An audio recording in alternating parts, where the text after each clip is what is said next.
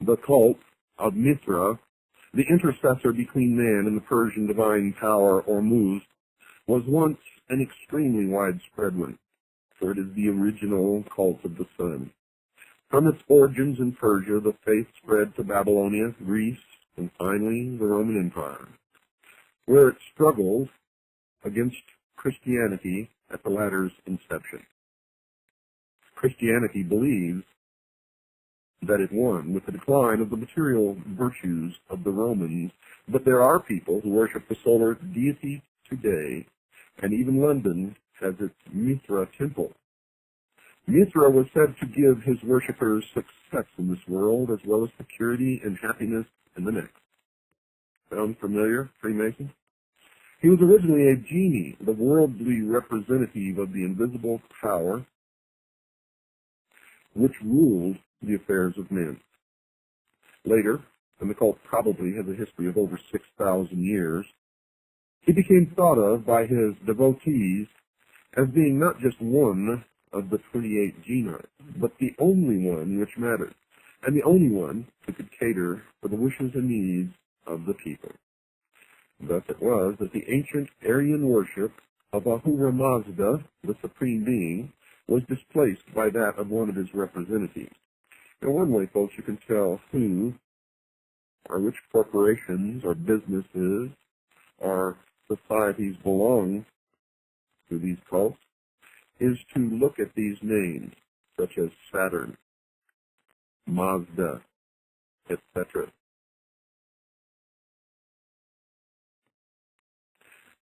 Ahura Mazda, the Supreme Being, was displaced by that of one of his representatives, although archaeological research has produced little to give a clear picture of the rituals and beliefs of the Mithraeus.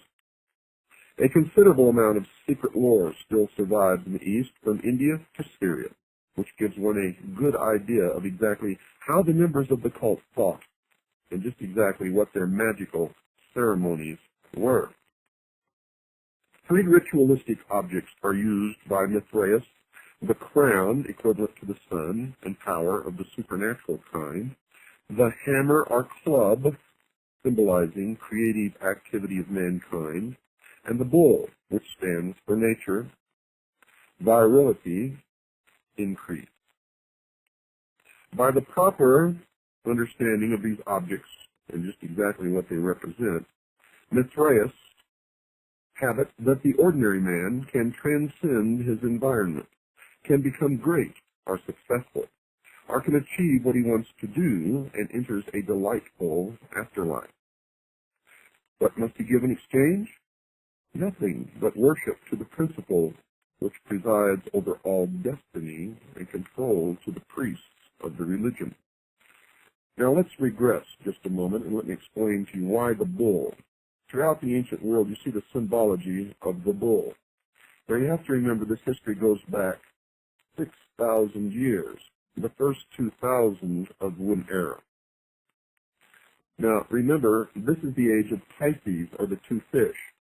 The 6,000-year period started in antiquity when the sun was in Taurus, or the bull. That is the meaning of Baal, or Baal.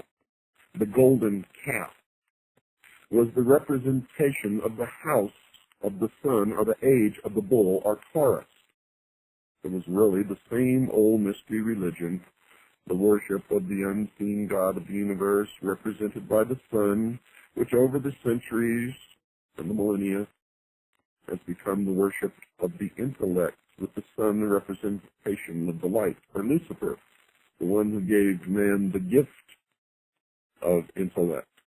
Now, after the age of Taurus came the goat, or the ram, and this was symbolized by the symbol of the goat, or the goat of Mendes. For in Mendes there was a temple erected to the worship of the mysteries, and since the sun was in the house of the goat or the ram, the object of the exoteric worship by the masses was the goat. When the sun passed into the house of Pisces, or the 2 fishes, the Christian era began. We are now on our way out of the age of Pisces into the age of Aquarius. Once you understand that the ancient religion was a religion of the worship of the heavens, then everything begins to come together. And when you understand that they ceased believing in an all-powerful, unseen God or hidden God of the universe, and became essentially pantheists, believing that everything is God, they call this nature or the natural way, then you can understand how man became to worship the intellect, and the symbol which used to represent the unseen God of the universe came to represent the intellect, the use of which will bring man to the state of apotheosis, where man himself will become God. And then you begin to look at all the things that are happening today, and you see their symbology everywhere. Nowhere will you see it more prominently than the Looney Tunes fringe element which call themselves ufologists. You will see that everything to do with the so-called UFO phenomena comes right out of the mystery schools. One reason, folks, for the loss of importance of the cult of Mithras, undoubtedly, is the admission was restricted to those who were thought worthy to receive the blessings which would come through the proper beliefs and use of the magical powers presided over by the Mithra priests. Christianity, for instance, was open to a far greater section of the population, even although the Christian mysteries were not accessible everywhere to all until relatively late in our history. At the same time, some of the Mithraist ceremonials were of such obvious emotional appeal that scholars are agreed that the purely ritualistic side of Christianity owes much to those of the sun god of the Persians. And if you've been listening to this program, you already know that. That Christianity was actually merged with the religion of the worship of the sun into what is now known as the Vatican. The lowest degree of initiation was known as the sacrament and could be administered to anyone, theoretically, who could be relied upon to keep a secret and who would eventually develop into a regular and devout worshiper. This degree was called that of the crow, and it symbolized, according to present-day Mithraeus, the death of the new member from which he would arise reborn as a new man, and today the crow is known as the phoenix. This death, or symbolic death, spelt the end of his life as an unbeliever and canceled his allegiance to former and unaccepted beliefs. The use of the word crow probably derives from the ancient Persian practice of exposing their dead to be eaten by carrion birds, which is still carried on by the Parsi community in India, who follow parts of ancient Iranian religion as supposedly taught by Zoroaster. But if the crow symbolized death, it was also the delegate privilege to take over the human body after death. Of course, this meant that in a sense it was superior to humanity. Thus it was that the members of the cult was superior to the ordinary run of mortals. They believed themselves to be a separate race of man and still do. The candidate descended 7 steps into the temple, which was an underground one, fashioned in the shape of a cavern, and made to look as much as possible like a natural cave. Initiation tests now took place. The newcomer was pursued by wild beasts, priests in animal skins, demons, and all sorts of terrors. He had to fast for 3 days. In this debilitated, altered, and plastic state, he was given a lecture by a priest on the responsibilities which were now his. Among these, for the necessity to call brother only those who had been initiated. In the words of a Freemason today, whose son I happen to know, if you are not one of us, you are nothing. Those words were spoken to his son when he asked his father why The Freemasons that he knew and his father were persecuting a local businessman and trying to drive him out of business. Now bear in mind that his son was not a Freemason. Let me say those words again for you folks. Quote, "If you are not one of us, you are nothing," unquote. All family ties were severed. Nothing mattered except doing one's job well and carrying out the worship of Mithra. The final ceremony took place amid the clash of cymbals, the beating of drums, and the unveiling of a statue of Mithra himself. This latter showed Mithra as a man carrying a bull by the hind leg. Now the symbolism of this piece of sculpture was explained to him. The bull, in addition to symbolizing fecundity, was representative of animal passion, and it was also the house in which the sun dwelt in the first 2,000 years of the religion. It was through invocations to Mithra that mankind first discovered how to overcome this force and how to discipline himself. Therefore, the secret of religion was partly that the worshipper must restrain himself physically in order to attain power over himself and over others. And this is the mystery of the Sphinx that man has been trying to decipher since man discovered the Sphinx in the modern world. It is simply this, that man is nothing but an animal with a brain, with an intellect. It is to remind us, folks. It is to tell us that no matter what you think or how high you get, you are still nothing but an animal with an intellect. Period. This graphic teaching of the diversion of sexual power into psychic channels shows that the Mithraists followed in essence the pattern of all mystery schools which believed in the production of power through discipline. In this they are clearly distinguished from the more primitive and less important orgiastic schools which merely practiced indiscriminate indulgence, mass immorality, and so on.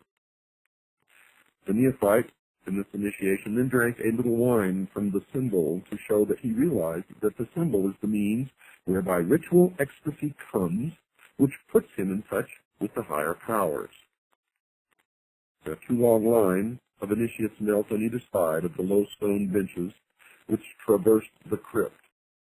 Remember, George Bush was initiated in the crypt or the tomb at Yale University into what is known as the Skull and Bones, the Russell Trust, the Brotherhood of Death.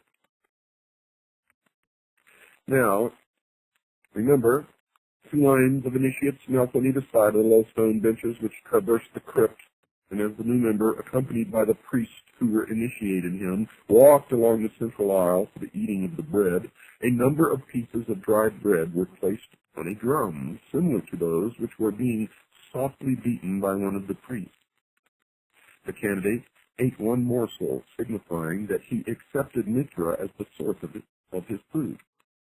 This bread, according to their beliefs, had been exposed to the rays of the sun to absorb some of its quality, and thus the worshipper was partaking of the nature of the sun itself in this ritual observance. But it goes deeper than that, folks, because the sun is what enables all life to exist on this planet, being that the planet is at the perfect balance where it is either neither too hot nor too cold, and that the planet is tilted upon its axis, creating the seasons which enable food to be grown in the more northern latitudes than if the Earth was stable on an axis where only one portion of the globe always was in direct alignment with the sun. Then it would be too hot at the equator. There would be one narrow band in the northern and southern hemisphere where crops could be grown, and it would be too cold in the northern and southern hemispheres.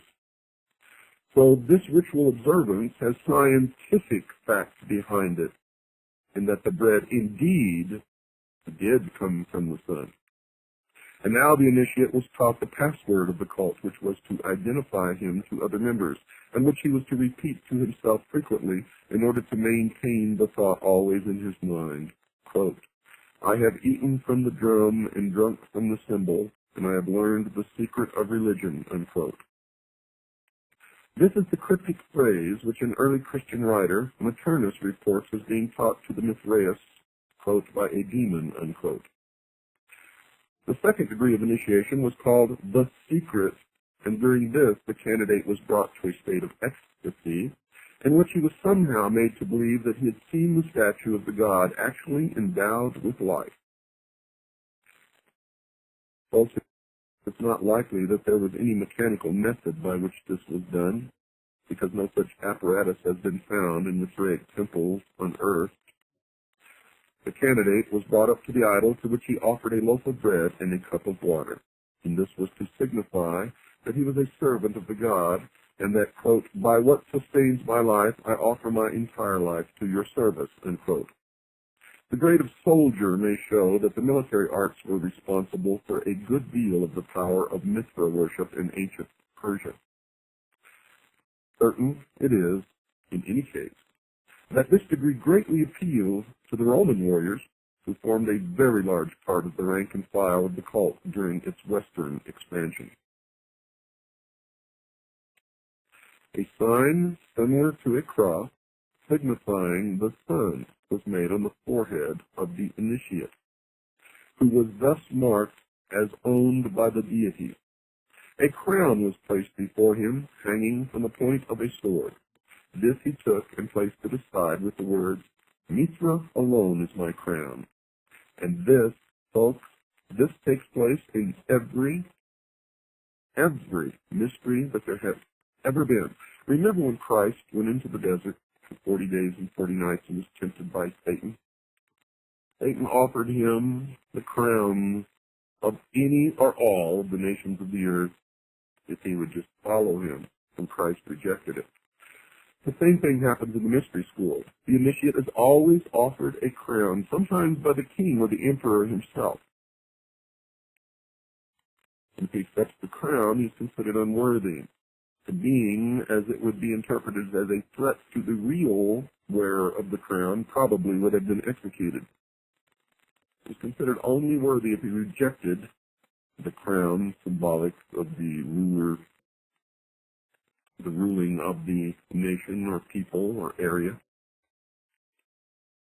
The Persian crown, it should be remembered, from which pattern all present-day crowns are eventually derived, is a golden sun disk with a hole in the center for the head. It is jagged at the edges, representing the sun's rays, just like that worn by the Statue of Liberty. And these projections are turned up to make what is still known in Western heraldry as the Oriental crown. You can also see this representation as the halo in Christian art. Now the candidate has to prove himself in a mock combat with soldiers and animals in a number of caves. When the Emperor Commodus went through this degree of initiation, he actually killed one of the participants, although he was supposed only to make a symbolic slave. Passed through the soldier degree, the Mithraeus was eligible, after a lapse of time, to be promoted to the rank of lion. He was taken again to the cavern, and honey was smeared upon his brow as opposed to the water which had been used in his acceptance into the earlier degree, his baptism. The degree of lion was taken only by those who had decided to dedicate themselves completely to the cult, and who would henceforth have no trust with the ordinary world. The lion was, then, a sort of priest, but rather more of a monk who was trained in the rites of the cult and told certain secrets. The degree of lion of Mithras could only be conferred only when the sun was occupying the zodiacal sign of Leo, and that's about July 21st to August 20th, during the Persian month of Asad, the lion. Now, there's a good deal of astrological lore in Mithraism, and also an admixture with Kabbalistic numerology. The Greek branch of the Mithraeus, for example, works out that the numerical equivalent of the name, spelt by them Mithras, was 365, and thus corresponded to the number of days in the solar year. Well, since the deity was the sun, then this is exactly what it should have been. In the purely magical sense, Mithraism has it that both the name of the god and the rank which the individual holds in the cult have magical power. Thus, if a person wants to achieve anything, he has to concentrate upon the word Mithra while preparing for himself the ceremonial repast and beating alternately a drum and cymbals. That the effect of initiation was to produce someone of upright character is amply evidenced by literature of the Roman times, in which the Mithraeus were generally considered to be thoroughly trustworthy and improved people. Even their enemies could reproach their own followers with the vitality of the Mithraeus creed. Tertullian, in his De Corona, which is Latin, for the crown, which he composed in the 3rd Christian century, upbraids the Christians, inviting their attention to the Mithraeus as examples. De Corona actually means the crown of thorns. You, his fellow warriors, should blush when exposed by any soldier of Mithra when he is enrolled in the cave. He is offered the crown which he spurns, and he takes his oath upon this moment and is to be believed through the fidelity of his servants. The devil puts us to shame, he said. Now, there were 7 degrees of initiation in all, although there are some branches of the ecstatic side of the lore, which include certain others, making the total 12. After Lion came the Persian, then the runner of the sun, then father, and finally father of fathers. The 12th degree, it is said, is king of kings, and where have we heard that before? And properly, this can be held only by the supreme king, and preferably the Shah Hinshah, or the king of kings of Persia. This very ancient cult, from which more than one present-day secret society is derived, is thus seen to contain many of the elements which underlie organizations of this sort. You see, folks, it is a training system. It attempts to produce in its members a real or imagined experience of contact with some supreme power. The magical element is there too, shown in the belief in the power of certain names to achieve things which cannot be done by men. Mithraism was not an anti-social society in the sense that it did not conflict in its aims with the objectives of the countries in which it flourished, and hence it did not threaten the established order. It was tolerant of other creeds, just like Freemasonry is now. You can belong to any religion and join at the lowest level. But I guarantee you, when you reach the highest, you will belong to only one religion. The tolerance of other creeds meant that it did not attempt to supplant them. Its greatest festival, the birth of the sun, on the 25th of December, became Christianized, and it is claimed by those who still believe in its mysteries and celebrate them that Christianity did not so much supplant Mithraism as absorb it, accepting some of its externals and diverting them to its own use, and that is exactly what has happened. Perhaps, incongruously, a present-day follower of Mithra in England recently likened this phenomenon to the eclipse of the Liberal Party. Quote, because the two other parties have taken over its objectives and widened the basis, only the actual initiates of Mithra know what has been lost in the process. Unquote. So the young man in the fire jean bonnet, sometimes seen as the conqueror of the bull, or even as a man with a lion's head, still has his devotees. And folks, the sun still shines. Well, what has all this got to do with stars and stardust?